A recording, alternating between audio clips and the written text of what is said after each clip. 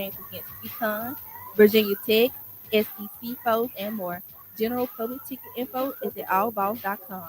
Student ticket info and login is at bigorangetics.utk.edu. That's TIX. WUTK says go Lady Vols. The Rock thanks Cool Beans, 1817 Lake Avenue, 1 block south of the Strip, for sponsoring and hosting Monday night Rock Solid Sports broadcast at 7 p.m. Cool Beans is the campus headquarters for food, brews, pool, shot starts, sports, and more fun. Tuesday night is team trivia night, and Thursday nights are for bingo. CoolBeansBar.com or their Facebook page for more info. Tune in and turn up Thursday nights from 10 p.m. to midnight for WUTK's electronic music show, The Midnight Voyage. Mixed live in studio by K-Town Club DJs. The Midnight Voyage. Thursday nights at 10 on Knoxville's longtime source for new and old school electronic music. 90.3 The Rock. They're playing basket. Volunteer Radio thanks the UT Athletic Department and the men's basketball program for their support. Coach Barnes' 8th season on the hardwood includes home games against Kentucky, Vandy, and more at Thompson Bowling Arena. General public ticket info for UT basketball is at allballs.com. Student ticket info and login is at bigorangetics.utk.edu. That's TIX. Volunteer Radio says go Vols basketball. Volunteer Radio thanks our on-campus media partner UTDailyBeacon.com for their support. The Daily Beacon has served UT Knoxville as the official student editorially independent newspaper since 1906, featuring up-to-date campus and city news, sports and info on UT and Knoxville events, and the sign-up for the Beacon newsletter is on the website. The spring semester print issues of the Daily Beacon hit the streets Wednesdays at over 50 locations on campus, and stories are published daily at UTDailyBeacon.com. The Daily Beacon sponsors WUTK's UT News and Issues show, Rocky Top Roundup, Tuesday nights from 7 to 8 p.m. WTK thanks the UT Athletic Department and the Lady Vols basketball program for their support, and we wish Coach Kelly Harper and the team good luck this season. The Lady Vols' next home game is versus Ole Miss this Thursday, February 2nd at Thompson Bowling Arena at 6:30 p.m. Student ticket requests are at bigorangetics.utk.edu. That's TIX. General public tickets are at allvols.com. Volunteer Radio says go Lady Vols, beat the Lady Rebels. Support for WUTK comes from Fieldhouse Social, the modern sports bar next to campus at University Commons. Fieldhouse Social serves American craft fare such as burgers, wings, and more with high tops around the bar, a separate dining area, and a center lounge with leather chairs and couches in front of their 23-foot LED TV wall for Tennessee and pro sports. Fieldhouse Social is an outdoor patio with trivia twice a week and sponsors Wednesday's Rock Solid Sports. FieldhouseSocial.com. Volunteer Radio remains on the air thanks to support from the UT Athletic Department. The 2023 baseball fall season runs February into May. Games against SEC rivals Florida, Vandy, Kentucky, and more at Lindsey Nelson Stadium. Single game tickets go on sale February 1st at allvols.com. Students need a valid UT ID for entrance. Rock Solid Sports will have UT baseball coverage, and The Rock wishes Coach Vitello and the Baseballs good luck on the diamond this season.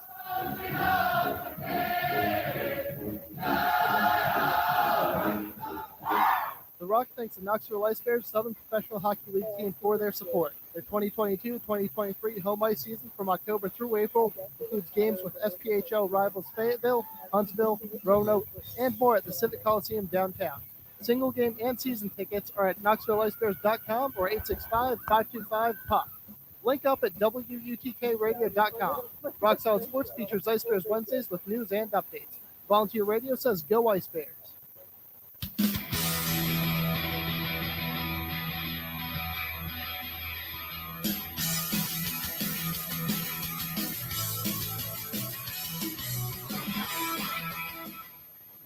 All right, welcome back to our show. Like I said, we're sponsored by The Hill Bar and Grill, Forest Avenue, back right corner of the fort, right there next to World's Fair Park. And we are very proud to have our very own Dominic down there. Dominic, how's it going? Down here, beautiful ambiance as always. Always love to be down here. Perfect. Yeah, it's definitely, a great place to be for sure. And yeah, we thank them so much for sponsoring our show tonight. And we're going to get into basketball here. Obviously, great college hoops games throughout the weekend. Lady Vols versus UConn is the one that we'll be having to recap first. Happened just last night. Unfortunate 84-67 loss. I guess there are a few good takeaways from this for Vol fans, though. Jordan Horston with 27 points, more than anyone else on either team, and she just went absolutely crazy in that game. And it's not unexpected. She'll do anything to win.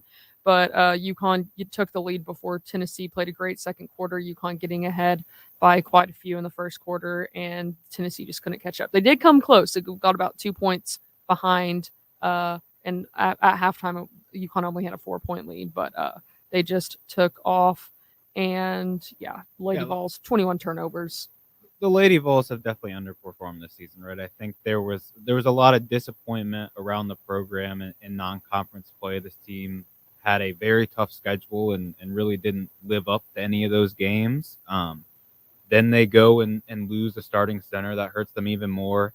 I think if you told me after that pretty bad non-conference start, losing your starting center, that you would start off SEC play undefeated, be in the top SEC, I wouldn't believe you. Obviously, last night did not go your way, but it's number 5 UConn.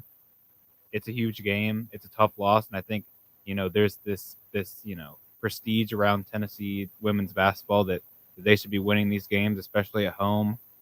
But I think they're still in a decent spot. You lose the number 5 team, it's not the end of the world, right? Yeah, and I did expect it. It made me I guess I was disappointed that in that fourth quarter UConn was able to get, almost a 20-point lead, because I don't feel like the score was indicative of the game at the end of it, because the Lady Vols were competitive. It was a more competitive game than the final, score indicates, which is disappointing. Second quarter, it was just wild. I thought the Lady Vols were going to win, the way they were playing there and catching up to UConn so quickly. But UConn just took basically every shot. They had a lot of threes, and, that just put them ahead. Lady Vols also, a lot of turnovers, turned over the ball 21 times. I do want to say UConn turned over the ball a few times too, but also a stat that I noticed was UConn's points from turnovers was 28 or something like that, and the Lady Vols only was 8. Well, that's what his teams. Again, I'm not the biggest women's basketball savant in the world, but I've watched a decent amount of UConn basketball games because his teams are always fun to watch, and that's what they always do. Is they push the tempo and they score off steals, they score off turnovers. I think that's what has made them win so many national championships and be leaps and bounds ahead. And like you mentioned, that was definitely a big turning point tonight that they were able to kind of get that lead there. Yeah, of course. Let's not forget a few years ago, perfect example, Lady Vols about to beat UConn here at home, and Paige Buckers gets like 3 threes in a row. It's a perfect example. Keithan, did you watch this UConn game? And if so, what did you notice from the Lady Vols in this game? Excuse me. One thing that I noticed about the game, just like you guys have said, Jordan Horston, especially in that second quarter when we had went on that really big run, because I wouldn't say it was lopsided, but UConn controlled the first quarter. I would say they won the first quarter, but the second quarter was definitely all ours. Like, if we was getting a lot of turnovers, Jordan Horston, as we said earlier, just 27 points, but she just kind of willed her way back. And I don't remember the exact deficit, but at the end of the first quarter, we were down by double digits. And I remember at the end of this first half, it was a 4-point game. And then you just go back to that Gino halftime interview where he was talking about how the fouls and everything, which I will give him the benefit of the doubt. That was a block. I would say that was a block. That was not a charge.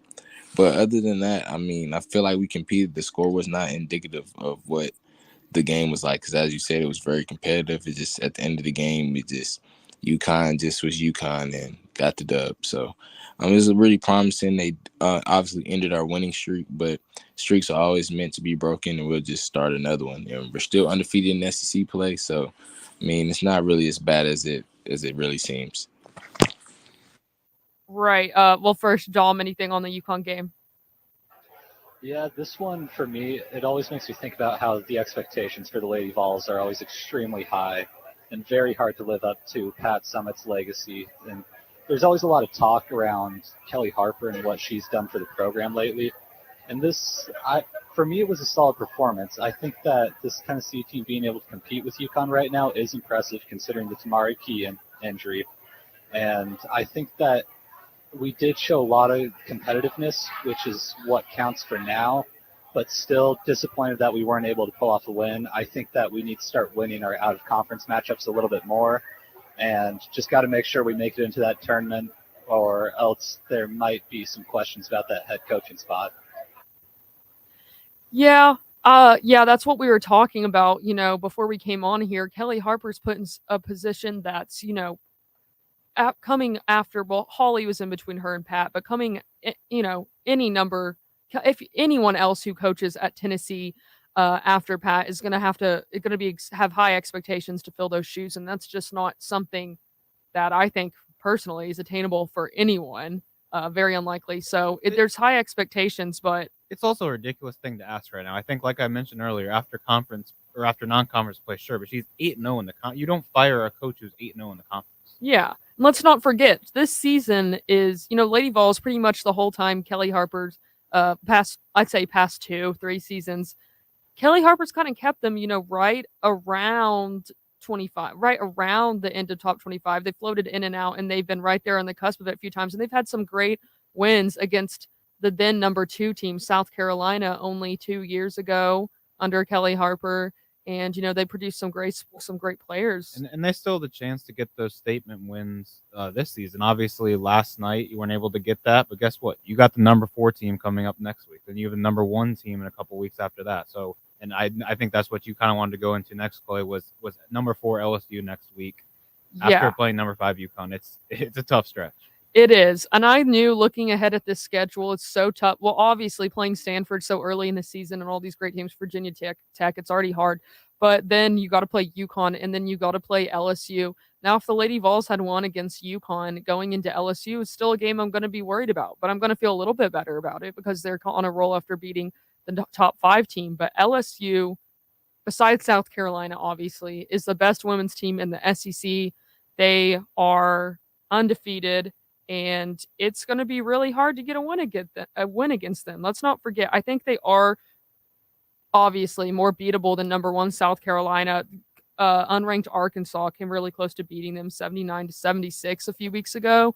So it's something that is attainable, I think. But, I mean, it's going to be down in Baton Rouge, and it's going to be a crazy game for sure. But I mean, hey, the Lady Vols played then number 3 Stanford and only lost by 7 points, and were ahead for even part of that match. So anything really is possible. And I mean, it's gonna be challenging, of course, but I think that we're gonna get a good game nonetheless. Yeah, and before that game on Monday, we have an even bigger game happening on Saturday here in Knoxville, and I think that's what we'll get into next. Tennessee hosting Texas tomorrow at 6 p.m. This is the biggest basketball game here in a long time, and for a number of reasons, right? There's a lot of storylines going into this game. First and foremost, these are 2 top 10 basketball teams who both consider themselves Final Four national championship contenders, playing a non-conference game late in the season. You don't see this much, so that's huge. This Big 12 SEC challenge is a cool thing to see.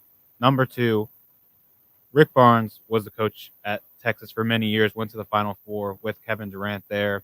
He got his chance with them last year. Tennessee lost by 1 point. I think that was a bit of a heartbreaker last year. So now we have the chance here in Knoxville. I think Rick Barnes wants that win bad. Thirdly, there's a lot going on around this Texas Longhorns basketball team. Obviously, Chris Beard being fired for some sexual misconduct allegations. So there's some anger, there's some emotions in this program, and they're trying to focus that on something. And I think this is a win that they really need and want.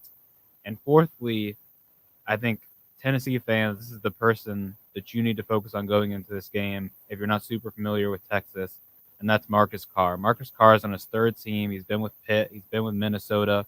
He's been a double-digit scorer his entire career. He's bounced around. I think he had 15 and then 18 at Minnesota. He had an okay year last year at Texas. He's been great. He's one of the best guards in the country. So that's a matchup to look for. I think he's hungry. Chris Beard's gone. This is kind of his team he's leading now. There's a lot going into this game. Tennessee 6-point favorites. Where are we at on this one? This one's interesting for me because of all the different things you've already mentioned swirling about it. But I think what I want to focus on is just the fact that this Texas team is remarkably talented all around. It's really not just been one guy for them all year. They've had multiple guys who've been able to come in and score double-digit point games. And this Texas team has threats all around. So it's going to be really, really hard to know who to plan for coming into Thompson Bowling Arena on Saturday.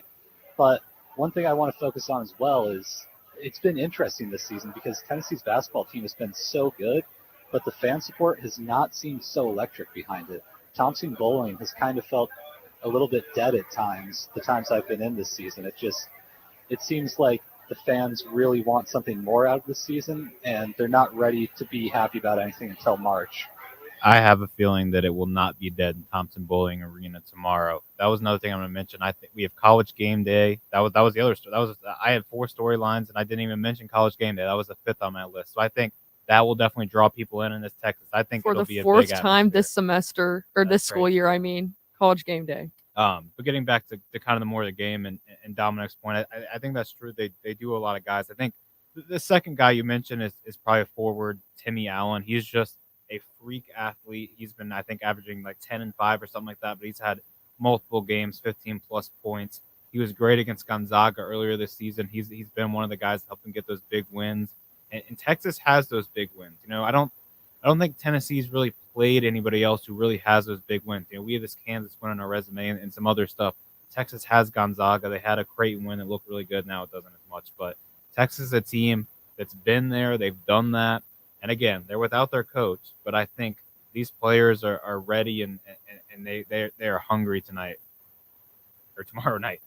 Yeah, Texas, Tennessee have the exact same record. And as far as consistency, Tennessee is a team that if I had to pick, I would say Tennessee is less consistent than Texas, but Texas still has given up some of those wins, upset, has gotten upset by teams, that were not supposed to beat them. So I think in the same way, Tennessee, favored against Texas, but this game could go either way. I genuinely have no clue. Keithan, we're going to say something. I was going to say, like I always say each show, one thing we can always expect out of a Rick Barnes team is we can expect us to play defense. Everybody knows this is a big game. I expect the fan support to be crazy. As I was in class earlier today, I heard some kids that was in my class talking about going to the game and being excited for it. And like you said, the College Game Day has been here plenty of times now. I'm pretty sure they're very familiar with Knoxville.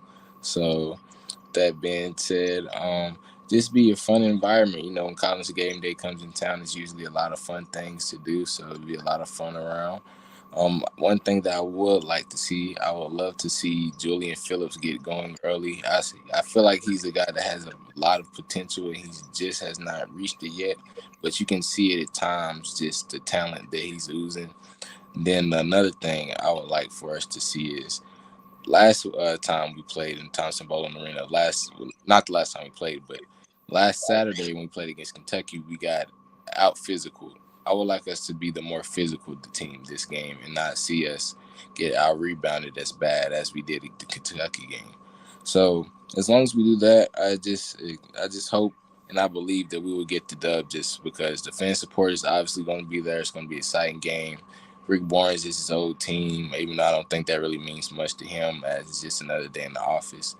But with that being said, I have the balls.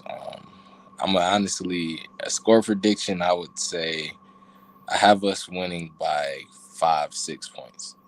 I can't give an exact score.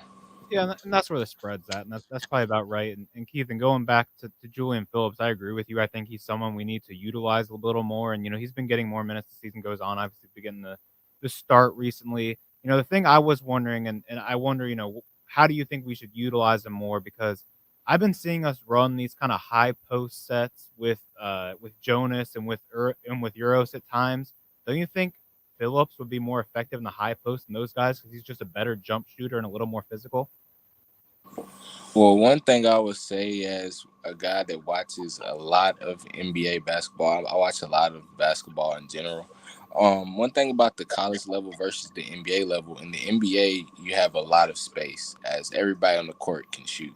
So with that being said, everybody on the court cannot shoot in college. And I feel like if he was to give a lot of space to work as in like downhill, pick and roll, he would be very effective, because the times where you have seen him attack down the floor, or like you said, in the high post situations where he can just turn, make a move, shoot, and score, he's very effective. And we seen that earlier in the year when I can't forget what game it was, but when they were in some team we had played was in the 2-3, and we had switched to start putting him at the free throw line to counter it, and he just kept feasting off jump shots and over and over and over again. So with that being said, I'd love to see him at the 4 a good amount. Maybe a lineup with something like, even like we could do a small ball lineup with maybe like Vescovi, JJJ, Euros, him, and maybe even Tyrese Key or Zakai Ziegler. That way you can have space around him and you can give him space to attack down the floor. That's something that I would like to see.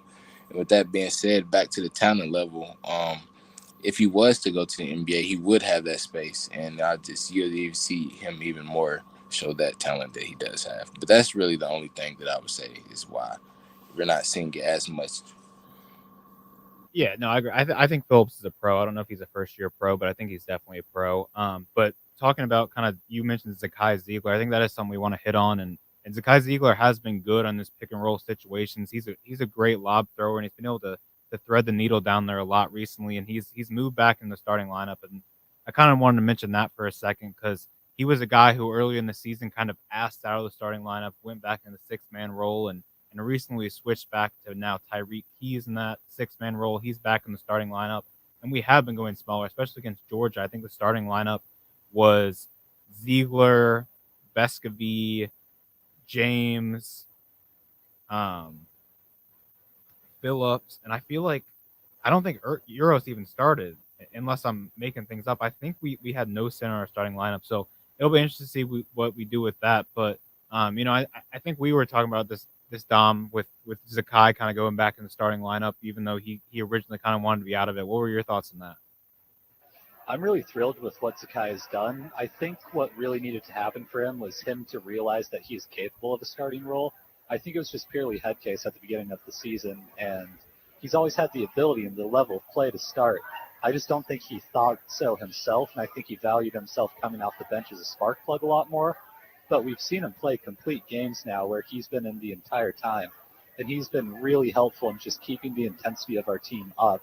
And especially when you've been talking about those high-low pick-and-roll situations, he's been able to push the tempo a lot, which has made it a lot harder for teams to switch on and off and get better matchups.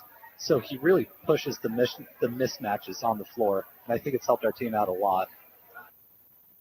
Yeah, so I think maybe Keithan already gave his. We can throw out some score predictions, and then like I mentioned, there's a lot of these Big 12 SEC challenge games. Maybe we can hit a couple of those. But what do you got in this one, Chloe?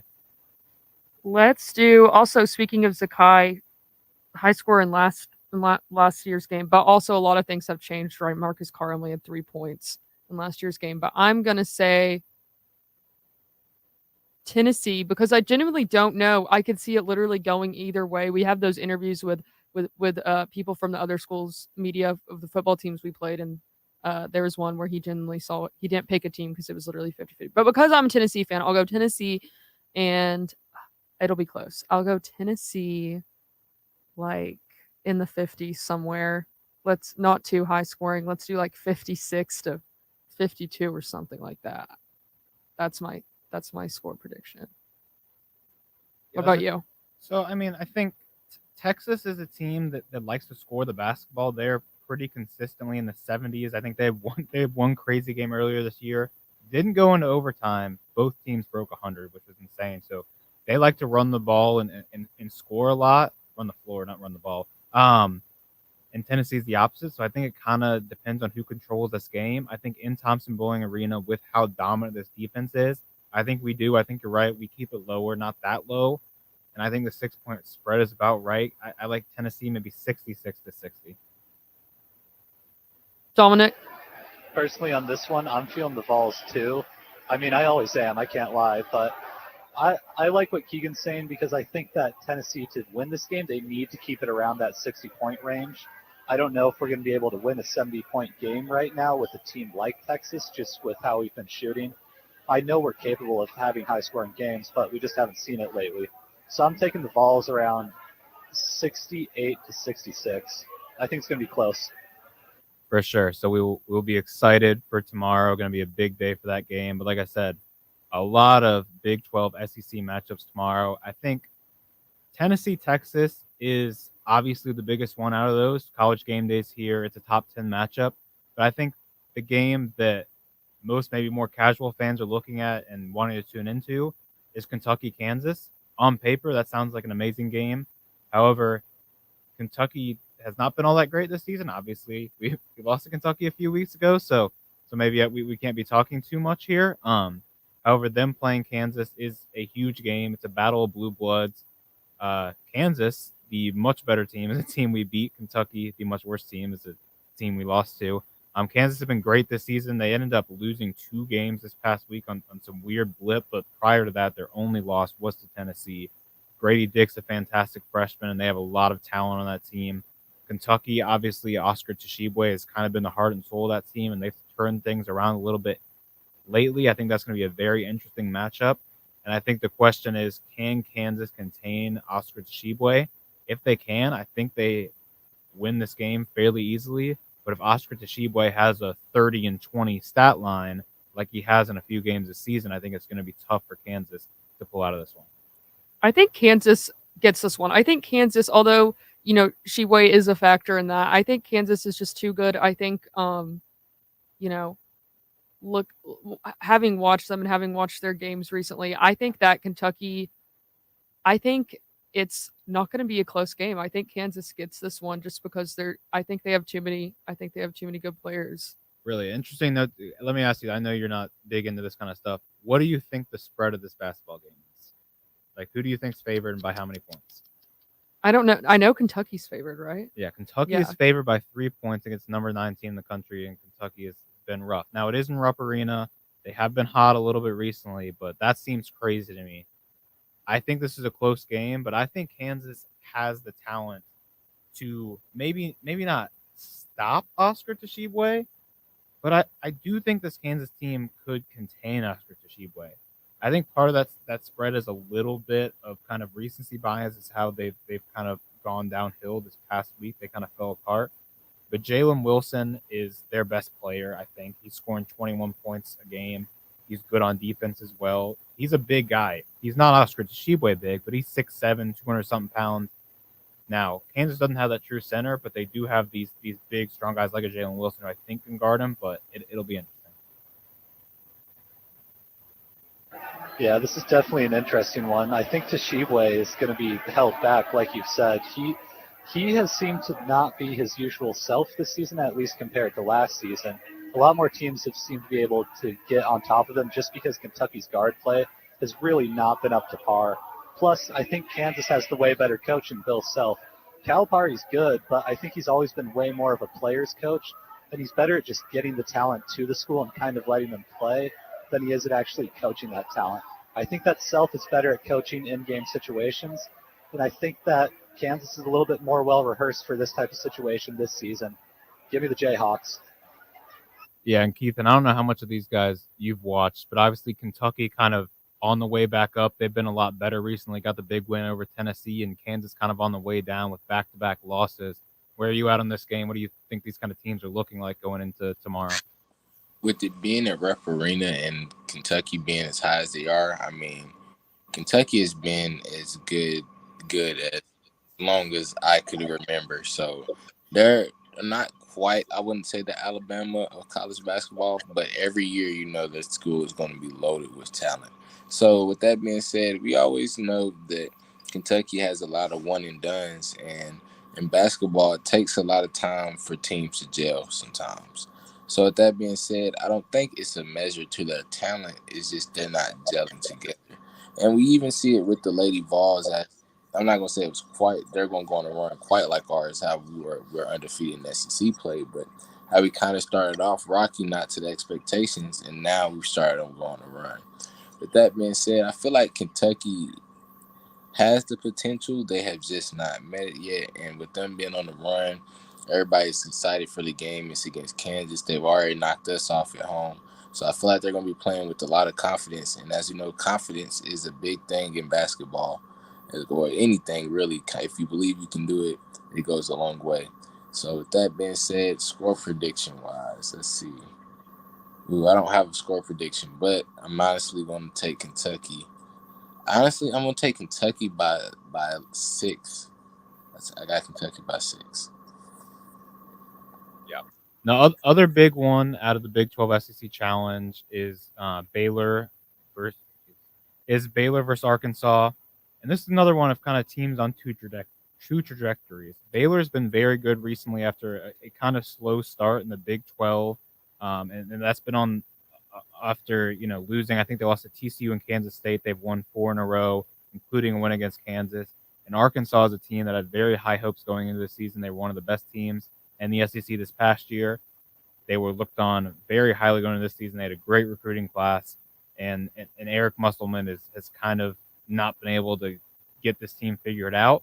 I think this is a spot for them to do that, but I think if you're looking at this game from an outsider's perspective, Baylor just looks so much hotter, especially with this one being in Texas. I think this is a game that Baylor should win, but it's also a big spot for Musselman to get his win. So I think this is an interesting game. Yeah, ask me like last year or maybe even earlier in Arkansas season, and I would tell you I think that Baylor would be on upset alert. But now I just think Baylor's too. They beat Kansas, and I think they're just too good. I think they're going to beat Arkansas. I mean, I think it'll be a close game, but I think that Baylor's got this one for sure this time. Well, and Chloe, 2 weeks ago wouldn't even have been upset alert because 2 weeks ago because Arkansas was ranked number 14 yeah. and Baylor wasn't ranked. So now they've kind of flip flop. Keontae George for Baylor has been great. Arkansas hasn't really been able to find a guy that's been amazing for them this year. And like I said, their coaching and playmaking just hasn't meshed super well. And I think me and Dominic were talking about this on our college basketball podcast that everyone was kind of expecting this Arkansas team. Oh, they're going to figure it out. They're going to figure it out. They're going to figure it out. Well, guess what? We're 4 days away from February. When are they going to figure it out? Maybe this could be the game. Maybe we'll be wrong. It'll be exciting. Dominic? I don't think this is the one they figure it out. Musselman has been a great coach, but this season is just, I'm going to call it a wash for them because they've had their main guard out this entire season pretty much. A lot of injury issues. Arkansas has just been honestly rather unlucky, but there's games they should have won that they did not win, and they just did not show up the same way for it that they should have in the past. And Baylor, they've just been really, really hot right now. They started off a bit rocky, but they've been really on track lately, and this is a team that was in the Final Four not all that long ago. Baylor is a very good basketball team, and I don't see Arkansas being able to carry the momentum to be able to knock off a good team like Baylor right now. Musselman is just – he's a great coach, but this season's not his season. Yeah. Keithan, do you have any thoughts on the Arkansas-Baylor game? Who do you think has it? I'm pretty much in agreement with everyone else here. I mean, I'm not going to say the obvious answer, but I feel like Baylor is the answer here. Just as we said, Baylor is hot. As we always say, confidence with them being hot. I'm just going to keep saying the same thing over and over again almost. They got a lot of confidence right now. Arkansas, they're in the low point right now. So Baylor being hot as they are, I feel like they'll get the job done. I don't think it will be a blowout. I honestly think it will be a close game just because Arkansas knows this is a big game too. They know what this game and what it means to play in these types of games. So I expect Arkansas to give it their all. But with that being said, I feel like Baylor is just too tough of a task for them. Yeah, I agree. I fully agree for sure. Yeah, give me Baylor. I think they win this one. We're going to take a short break here. Obviously, there is a lot more to talk about in 2 games happening this weekend to see who's going to be in the Super Bowl. We'll know after Sunday, but we're going to talk about kind of some predictions and, what we think is going to come out of this weekend with the Bengals, the Chiefs, and the Eagles 49ers. So we'll be right back. Stay tuned. You're listening to Rock Solid Sports on Volunteer Radio. 90.3 The Rock, rocking ears for 41 years. Hey, this is Willie and Cody with Reckless Kelly. And you're listening to 90.3 The Rock, streaming 24/7 at WUTKRadio.com. Volunteer Radio remains on the air thanks to support from the Knoxville Ice Bears professional hockey team. The Ice Bears play back-to-back home games against the Huntsville Havoc Friday, January 27th, for Tattoo Night, and Saturday, January 28th for Fanbear Expo. Face-off is at 7:35 p.m. both nights at the Knoxville Civic Coliseum downtown. Ice Bears tickets are available at knoxvilleicebears.com or 865-525-PUCK. The link is at WUTKradio.com. Tune in to WTK's Rock Solid Sports for Ice Bears news and updates. Volunteer Radio says, go Ice Bears. The Rock receives support from The Hill, Fort Sanders' destination for wings, beer, and sports, including college basketball on the big screen and a pre- and post-game hang for Lady Vols and Vols basketball. The Hill is the home of Rock Solid Sports Friday broadcast from 6 to 7 p.m. Located on Forest Avenue, just blocks from the UT campus, The Hill is open 11 a.m. to 3 a.m. every day and has a large covered patio. TheHillKnox.com. They're playing basketball. Volunteer Radio thanks the UT Athletic Department and the men's basketball program for their support. Coach Barnes' 8th season on the hardwood includes home games against Kentucky, Vandy, and more at Thompson Bowling Arena. General public ticket info for UT basketball is at allvols.com. Student ticket info and login is at bigorangetick.utk.edu. That's TIX. Volunteer Radio says go Vols basketball. The Rock thanks the Knoxville Ice Bears Southern Professional Hockey League team for their support. Their 2022-2023 home ice season from October through April includes games with SPHL rivals Fayetteville, Huntsville, Roanoke, and more at the Civic Coliseum downtown. Single game and season tickets are at knoxvilleicebears.com or 865-525-PUCK. Link up at WUTKradio.com. Rock Solid Sports features Ice Bears Wednesdays with news and updates. Volunteer Radio says go Ice Bears. Support for WUTK comes from Fieldhouse Social, the modern sports bar next to campus at University Commons. Fieldhouse Social serves American craft fare such as burgers, wings, and more with high tops around the bar, a separate dining area, and a center lounge with leather chairs and couches in front of their 23-foot LED TV wall for Tennessee and pro sports. Fieldhouse Social has an outdoor patio with trivia twice a week and sponsors Wednesday's Rock Solid Sports. FieldhouseSocial.com. Volunteer Radio remains on the air thanks to support from the UT Athletic Department. 2023 baseball fall season runs February into May. Games against SEC rivals Florida, Vandy, Kentucky, and more at Lindsey Nelson Stadium. Single game tickets go on sale February 1st at allvols.com. Students need a valid UT ID for entrance. Rock Solid Sports will have UT baseball coverage, and The Rock wishes Coach Vitello and the Baseballs good luck on the diamond this season.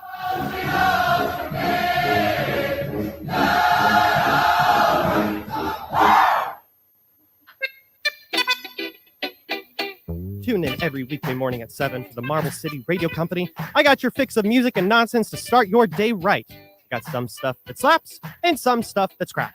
So if you're looking to wake up quickly and not at all quietly, join me, Play, every weekday morning at 7 on the Marble City Radio Company, right here on Volunteer Radio 90.3 The Rock. Did you know that it's UT's College of Rock? Because that's what I've been told. Rock thanks Cool Beans, 1817 Lake Avenue, 1 block south of the Strip, for sponsoring and hosting a Monday Night Rock solid sports broadcast at 7 p.m. Cool Beans offers lunch daily and is the pre- and post-game on-campus location for UT and Lady Vols basketball, Ice Bears hockey, as well as sports on our big screens. CoolBeansBar.com or their Facebook page for more info.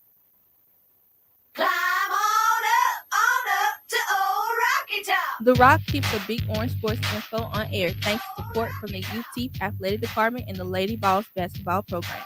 Coach Kelly Harper and the Lady Vols 2022-2023 home schedule includes games against UConn, Virginia Tech, SEC foes, and more. General public ticket info is at allvols.com. Student ticket info and login is at bigorangetick.utk.edu. That's TIX. WUTK says go Lady Vols. Hi, this is Derek and Rob from the Funhouse. It was brought to our attention that our show and the things that we do could be seen as childish and not funny, sophomoric, vapid, stupid, and a complete and utter waste of time. We strive to bring you the most entertaining radio that we're capable of each and every week. So won't you please continue to support us and the station? Tune in every Friday night from 8 to 10 p.m. only on 90.3 The Rock. The Funhouse. Syphilis free since 2013. Stop by the Funhouse Friday nights from 8 till 10 only on 90.3 The Rock. Congratulations to Rob and Derek, hosts of the Funhouse, for being voted Knoxville's finest radio personalities in the 2021 Blank Newspaper's Knoxville's Finest Readers Poll. Tune in Friday nights from 8 to 10 and find out why. The Funhouse brought to you by Raven Records and Rarities located in Happy Holler.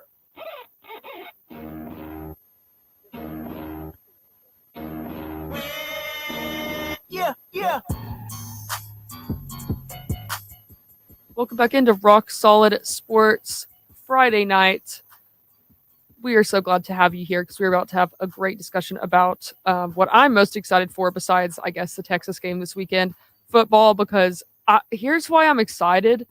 I've been so good at predicting the games recently, and, like when you get into it, predicting it, I haven't even been betting on it or anything, but I'm just too good. I got all 4 right last week, and I got 5 out of 6 the week before that. So, like, I always get into NFL at the end of the season because I do stuff like this where I predict it and I'm right. Anyways, more about that in a minute. Dominic is at the Hill Bar Grill tonight, our sponsor for tonight, located in the Fort Sanders area at the corner of 12th Street and Forest Avenue. It's a bar, restaurant, caterer with wings, burgers, tacos, and more, dining indoors or their expanded outdoor patio area. And curbside pickup is available. More info at thehillknocks.com or their social media. Dominic, how's it going on this Friday night? It's going excellent. I'm thinking about tearing down some goalposts right now. They got Dixieland Delight playing. Always a pleasure to be down here. Perhaps one of my favorite places to be. I love the Hill Bar and Grill. Amazing. Yeah. And we thank them so much for sponsoring our Friday night show every single week. And here we go. Football, NFL, obviously 2 games to decide who the conference champions are going to be and who's going to go to the Super Bowl. 49ers at Eagles at 3 p.m. and then Bengals at the Chiefs at 6:30 p.m. We'll start with the 49ers, Eagles. And let's get into it. Before we do that, hold on. So this was the question I was thinking about, and I think I have my answer. Are the best 4 teams here this weekend? I think yes. I think there were a clear kind of 5 teams that were the cream of the crop, the 5th being the Bills, and the Bills and the Bengals fought it out last weekend, and we found out the Bengals are this well-rounded team. Do you agree best 4 teams in the NFL are here tonight, are here on Sunday? I would say yes. I would say, like you said, the Bills would be the only questionable one, and I think last week the Bengals proved the Bengals proved that they were better. Now, as far as the Bills and the Eagles, Bills, I think the Chiefs and the 49ers are definitely deserve to be there. Bills and the Eagles, though, I don't know. I mean, the Eagles have a much more talented roster than the Bills. I think the Bills are elevated by Josh Allen just being a little bit better than Jalen Hurts, but Jalen Hurts is a great quarterback, and I think that brings us this game, and that's probably kind of the main conversation in this game. The Eagles have a great offense. They have a great defense. They have this full team, and Jalen Hurts has some weapons on his side. He has the A.J. Browns of the world and some other guys, but he doesn't have the talent that Brock Purdy has over there with Christian McCaffrey, with Kyle Juszczyk, with Deebo Samuel, with George Kittle, just this amazing talent of offensive weapons. And I think the question, if going to your predictions of who's going to win this game, comes down to, do you think Jalen Hurts is that much better than Brock Purdy to win without the talent? Because the Niners clearly had the better talent. So what's more important to you, the quarterback or the talent around the quarterback? I think that's these 2 teams. One is a system with the talent spread around the quarterback. One is built around the quarterback. Where are you thinking? For this matchup, for the 49ers and the Eagles, I don't think it comes down to the quarterback, because honestly, I think the 49ers have got this game. And I think that they're just too good. I thought they were going to be in the Super Bowl from, basically before the season, before postseason. I knew they were going to be in it before mid-season. They're just too good. And I think that, I think that the Eagles have the better quarterback, but at the end of the day, I think the 49ers got it. What do you guys think, Dom or Keithan? I'm feeling the 49ers in this one because honestly, I think that their defense is just that much better than the Eagles. But I wouldn't really trust anything I've said because unlike you, Chloe, I have pretty much missed every single NFL playoff game pick I have made. Luckily, I don't have a gambling addiction. Otherwise, I'd be out a whole lot of money right now. If you were a betting man, I'd highly advise you do not take whatever I choose for the NFL right now. I've been massively cold. But the 49ers, I think, are going to take it.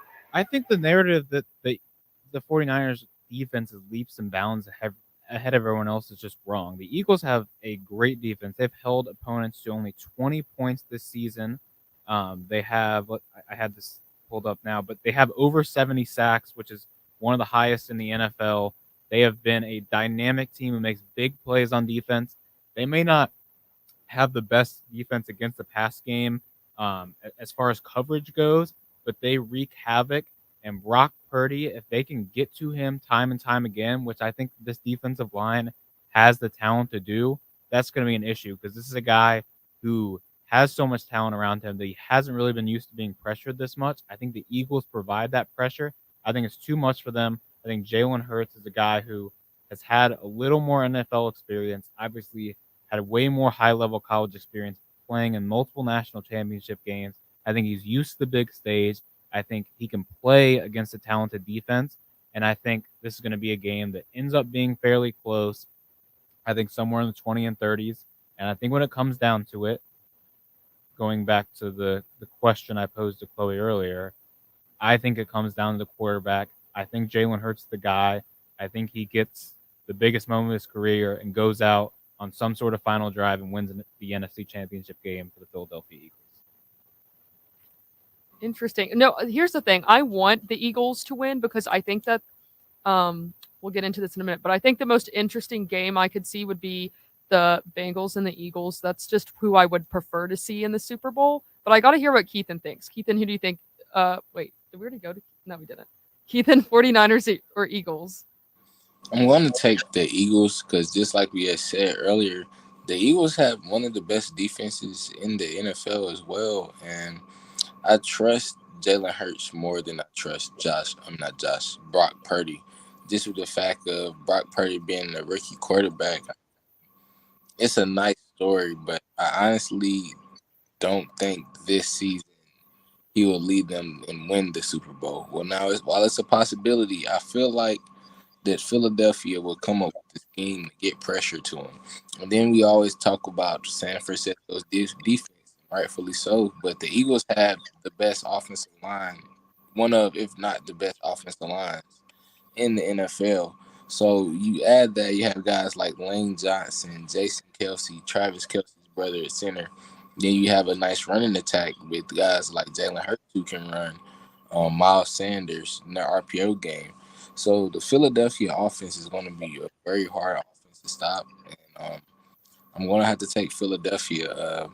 I'm honestly taking Philadelphia by 10 plus. I believe they'll get the job done. Yeah, I totally agree. Philadelphia can do all the things offensively that Dallas wasn't able to do last week. Jalen Hurts doesn't throw a ton of interceptions. He hits his guys downfield. They're going to be able to do things against San Francisco. It's just a question of whether they're going to be able to stop this dynamic offense. And like I mentioned, I think if they can get to Brock Purdy, they're able to do that. The later game, I think, is the game that probably has more people's eyes on it. I think Chiefs, Bengals, Joe Burrow, Patrick Mahomes. I think any game with Patrick Mahomes for the next probably 10 years is going to be the biggest game. And he's also the biggest storyline going into this game. Obviously, with his injury, high ankle sprain, he is supposedly good to go. I think it's still hurting him. He's not going to be able to move in the pocket and run as well as he has been in the regular season. However, he was a full participant in practice. They're saying he's a full go. So it could be a non-factor. I don't think that's the case. I think he's a little bit less mobile. And if the Bengals are able to properly game plan for this and kind of box him in to moving out of the pocket and running, they will be able to slow him down a little bit. And on the offensive side, I think the Bengals have a clear advantage of this Chiefs defense that's really not very good. I think it's just a question of whether or not Patrick Mahomes can perform at a high level and whether or not the Bengals are going to be able to stop him. A few weeks ago, I said that I think the Chiefs had it, but now I'm changing it. I'm allowed to change it because it's before the game. I think that the Bengals have this game right now. I don't know. I just think that I don't know. I don't have a good answer. I think the Chiefs. Here's my thing. I think the Chiefs might be better.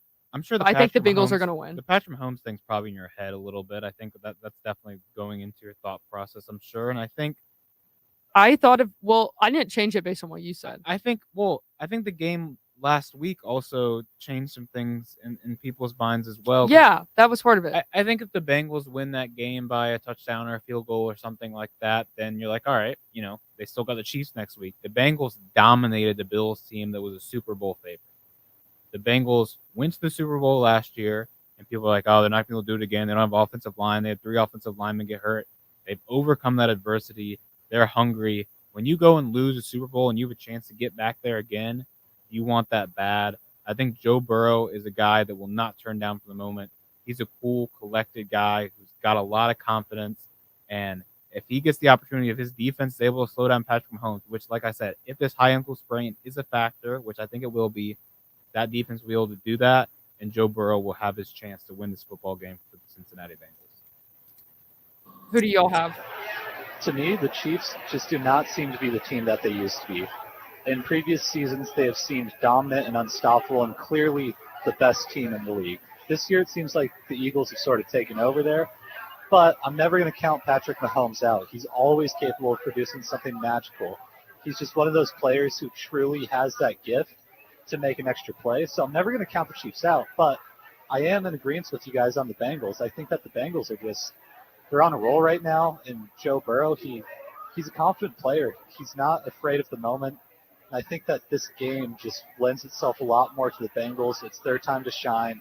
The Chiefs' sort of reign of dominance feels like it's kind of coming to at least a pause because it'll never be over as long as they have Mahomes. But I think they need to restructure a lot of their contracts and move a lot of guys around to get that talent back in there because right now they're one of those salary cap teams that they have too much going on. They can't make a lot of movement. Yeah, well, they've been doing that. They got Tyreek Hill off their books, and that saved them some money. And I think, like you mentioned, Patrick Mahomes is such a good guy that you throw any wide receiver in there, they're going to be fine. But with a high ankle sprain, you can't expect him to be the guy he is. And I think that's just the biggest X factor here tonight or on Sunday night.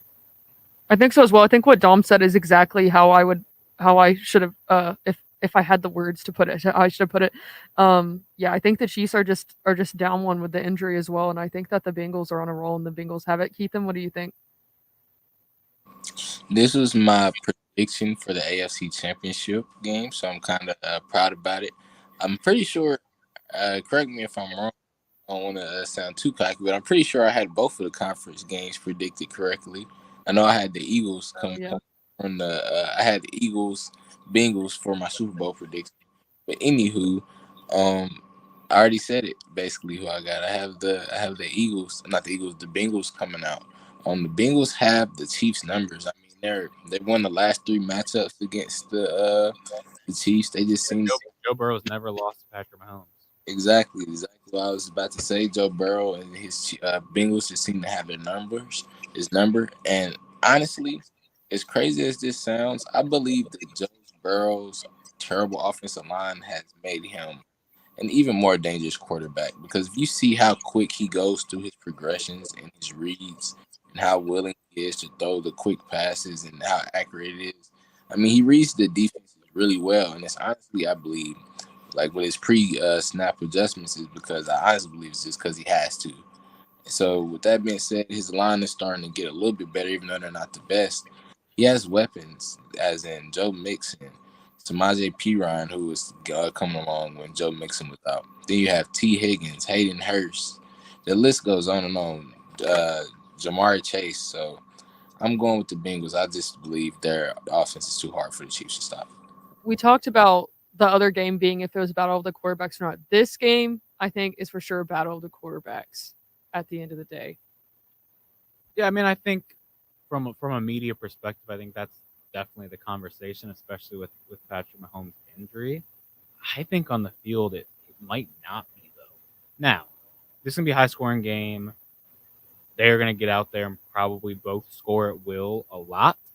So I think because of that, the question really is on everyone else. Which defense is going to be able to make that stop? Yeah. Because neither of these defenses are great. The Bengals that's are a little bit better than the Chiefs, and that went in my calculation. But anyways, I'm super excited for both these games this weekend. We have top 10 Tennessee matchup, 2 conference championships. You can't ask for much better going in this weekend. Now, we all said who we thought was going to be in the Super Bowl, obviously, with our predictions in that, revealing it. But what Super Bowl matchup would you like to see? Which one would you think would be the best, most interesting game? And that might be the same for a lot of people, but for me, it's not. For me, I would love to see the Bengals and the Eagles play each other, just because I don't know if it's because I have a few ties to the Bengals. I have a few friends who are Eagles fans, but I think that this game would be extremely interesting, even though a lot of us, we're about 50-50 for thinking that the 49ers are going to beat the Eagles or the other way around. No, I'd like to see Bengals Eagles as well. I think the main reason for that is I just don't want to watch Brock Purdy in a Super Bowl game. I mean, as much as a kind of Disney movie story he's had, it's not real life, and I just don't see it happening. If it does, that'd be cool and great, but I'd rather watch 2 great quarterbacks battle it out than watch a Mr. Relevant. I want this to be like High School Musical. I want Brock Purdy in that Super Bowl, and I want that man to win. As much as I despise the 49ers as a Seahawks fan, I think I want Brock Purdy in there just because it's an absurd storyline.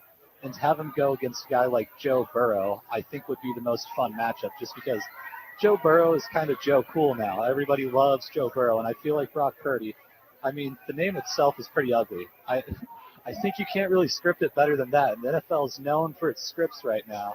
So I think the script writing gods have the Niners in the Super Bowl. You think they're gonna rock and roll all night and Purdy every day? I think so. Yeah, Keithan, any final thoughts? Bengals and the 49ers would be a very interesting story if it did happen. Just with with Joe Burrow being the number 1 pick and Brock Purdy being the very last pick in the draft, so it'd be a very interesting storyline. But as you said, I'm still going with Bengals Eagles for the Super Bowl. All right, there you have it. Yeah, either way, it'll be super entertaining. God, I don't want to see. I would be least interested in Chiefs and 49ers. I would be least interested. I've seen that, not too many years ago, but still. Yeah, thanks for tuning into our show, and we'll be back on Monday to talk about, obviously, everything we just did, who won those games, Super Bowl, and much more. Huge thanks to the Hill for sponsoring the night show, Hill Bar and Grill, Forest Avenue in the Fort. And everyone have a great and safe weekend. And Rock Solid Sports will be back on Monday. Stay tuned for the Funhouse. You're listening to Volunteer Radio, 90.3 The Rock, UT's College of Rock.